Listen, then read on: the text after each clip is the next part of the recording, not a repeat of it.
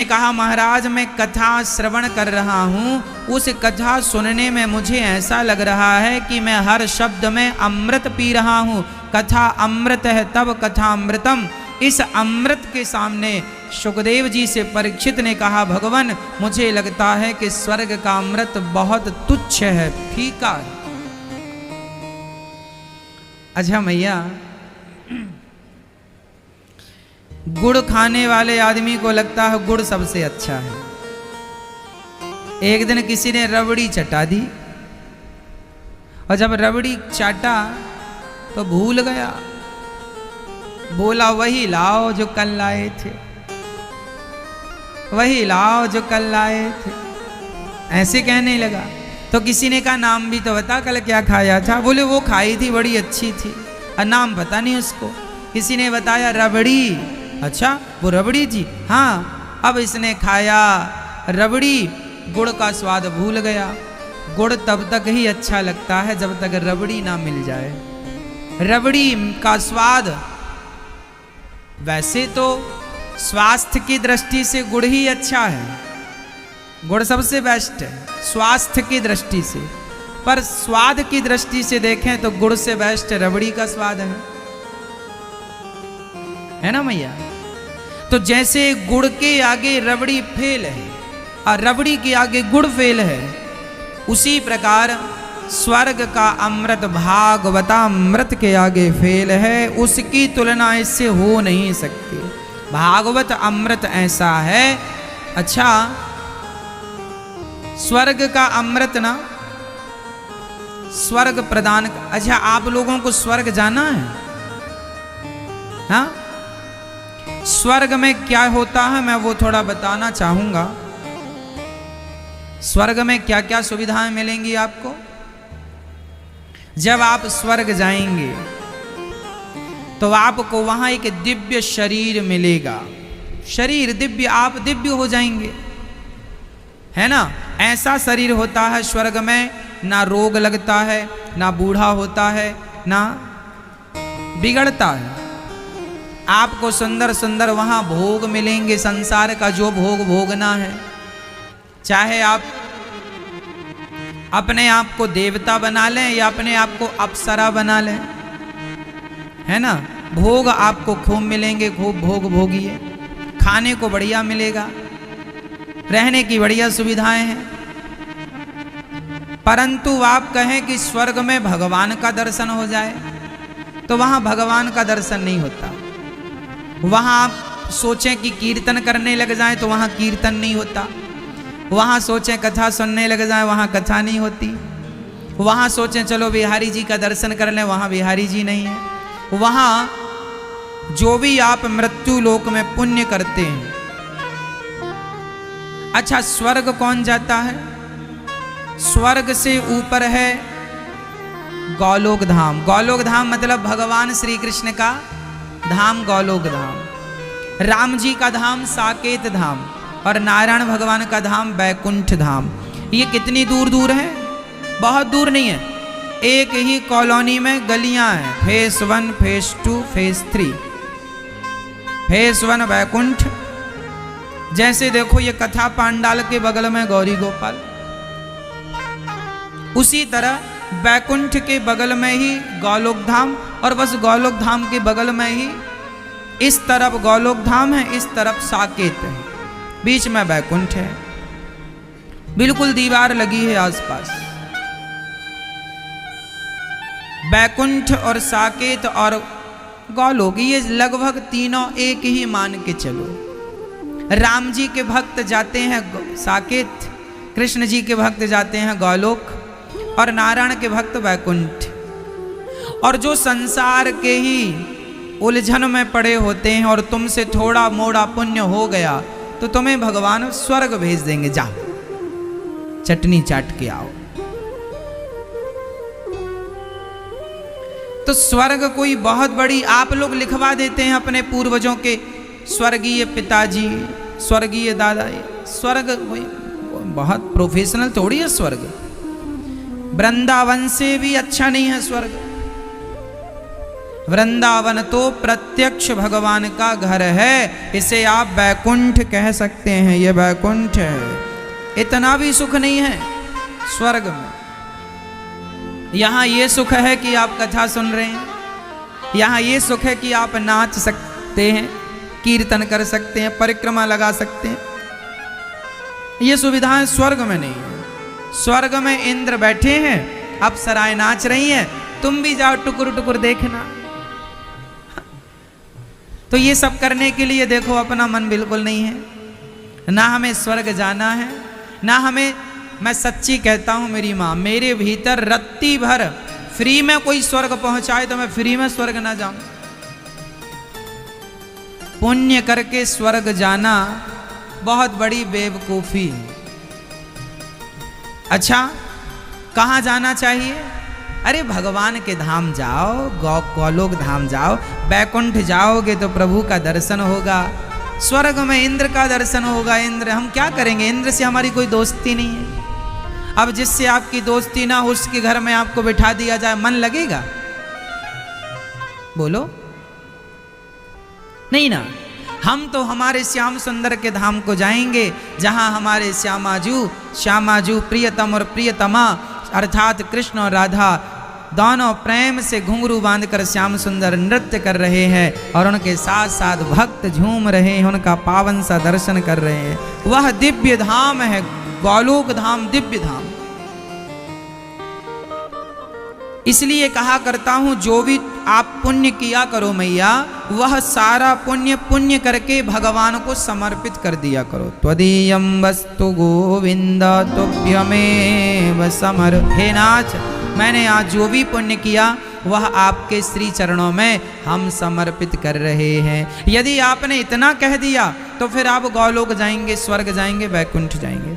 और यदि आपने पुण्य करके अपने ही पास उसका फल रखा तो उस पुण्य का फल भोगने हमें स्वर्ग जाना पड़ता है। जो पुण्य करके हम उस पुण्य का फल खुद रख लेते हैं, उस पुण्य का फल भोगने हमें कहाँ जाना पड़ेगा? स्वर्ग। और यदि हम वो पुण्य भगवान के चरणों में समर्पित करते जाएं तो फिर हमें गोलोक की टिकट मिल जाएगी। और यदि आपने पाप किया तो स्वर्ग भी नहीं, नरक।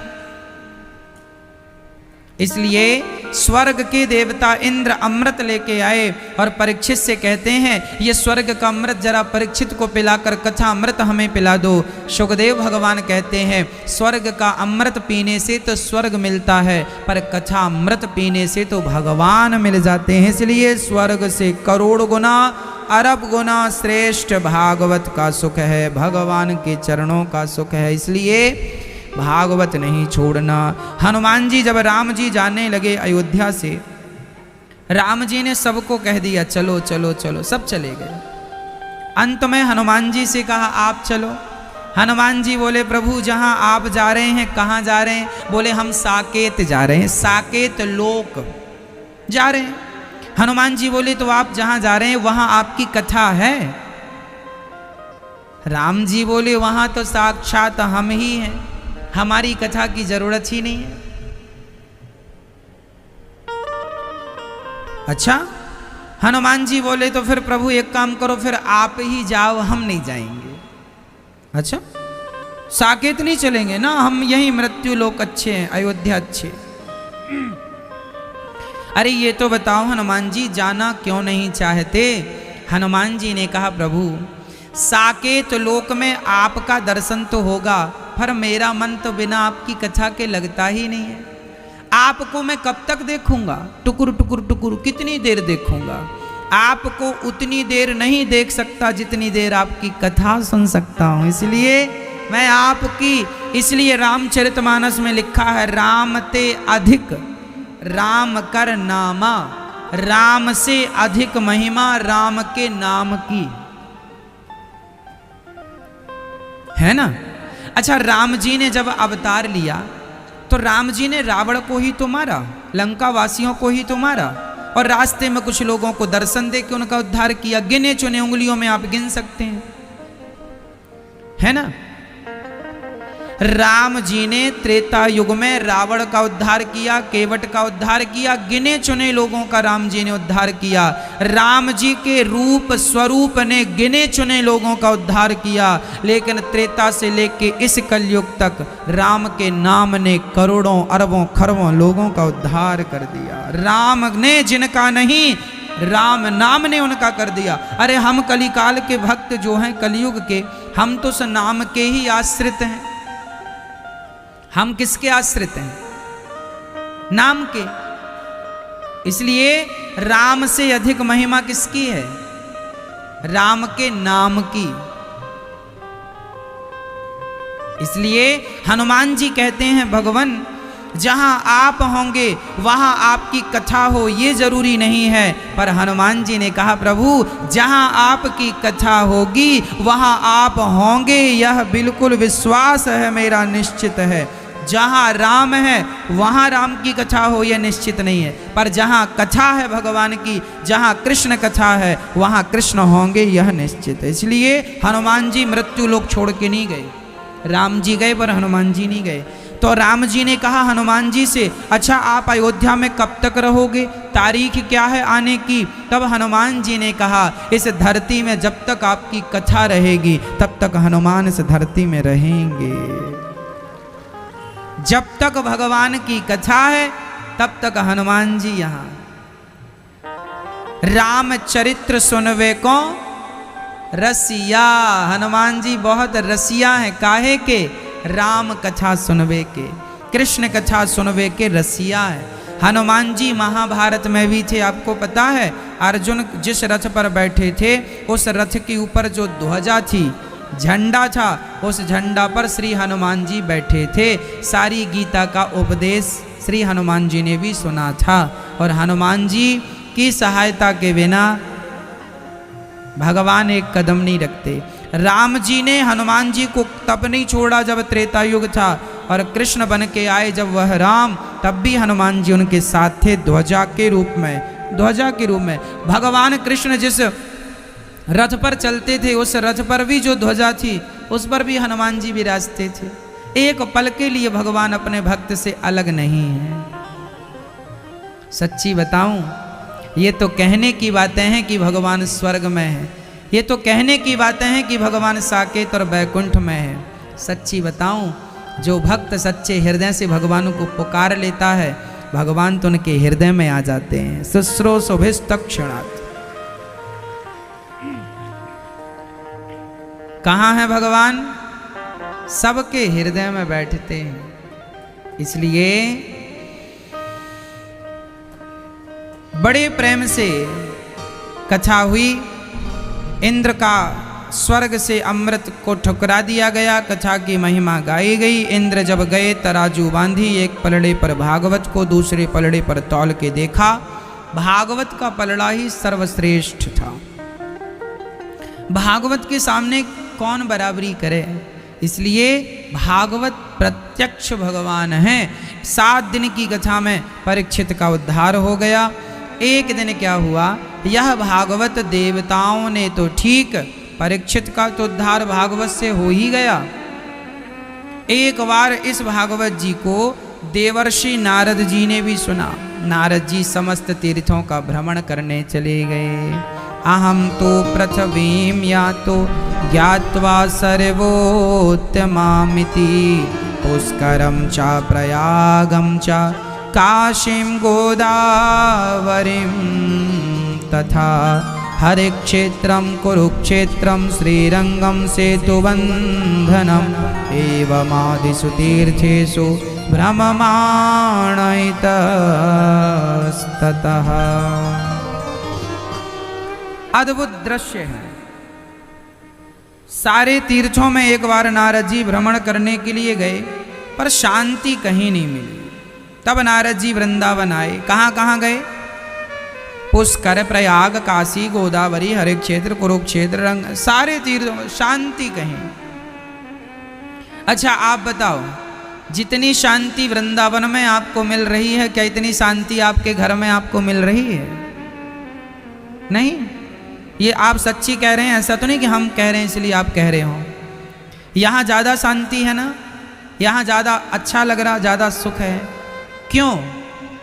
क्योंकि यहाँ नित्य भक्तों के चरण पड़ते रहते हैं, नित्य भगवान की कथा होती है। जहाँ भक्त के चरण होते हैं, जहाँ भगवान का कीर्तन, भगवान की कथा होती है, वहाँ का वातावरण शुद्ध हो जाता है। इसलिए कहा करता हूँ अपने घर में भी कथा और कीर्तन का माहौल बनाओ, ताकि